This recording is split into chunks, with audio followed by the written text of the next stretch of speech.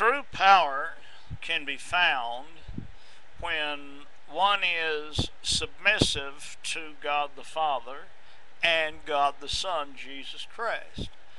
At the cross of Calvary, 2,000 years ago, going back to Jesus Christ 2,000 years ago, his death and resurrection on the cross sends you his Spirit. That's the only way you can find the Holy Spirit from God, is to go back to the cross 2,000 years ago, to Jesus Christ, who's the only one who can send the Holy Spirit to you.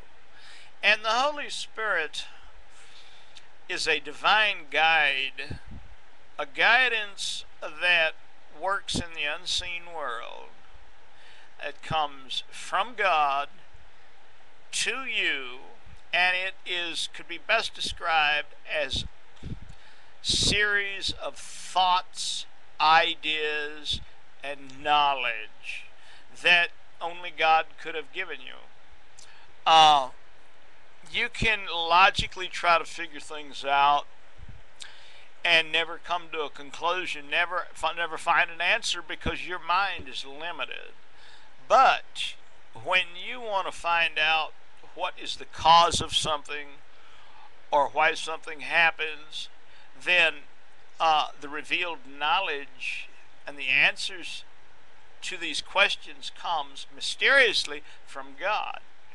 This is why meditating on God constantly, on Jesus Christ in the spiritual realm, meditating in these levels brings one, gives a person knowledge that he could never have obtained himself.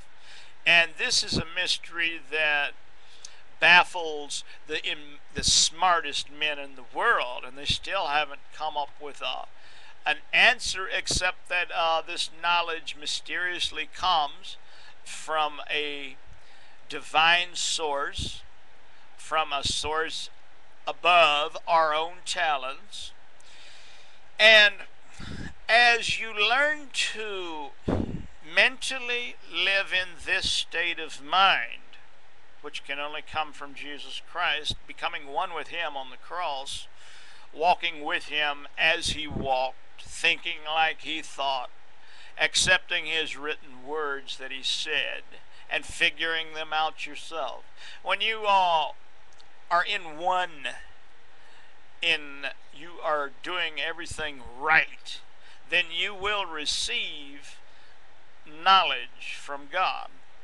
Now, as you receive this knowledge, as your mind processes life's difficulties and problems, you will experience personally things that will make you stronger. Let's say a prisoner. I've known a lot of prisoners in prison who gave their life to Jesus Christ. Spends 25 years in there, fighting every day, but growing.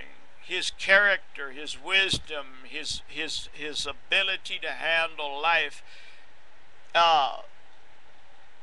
grew beyond some fool out in the world who has everything, and yet he's never experienced any persecution. He's never sought God for one thing. And this is a fool.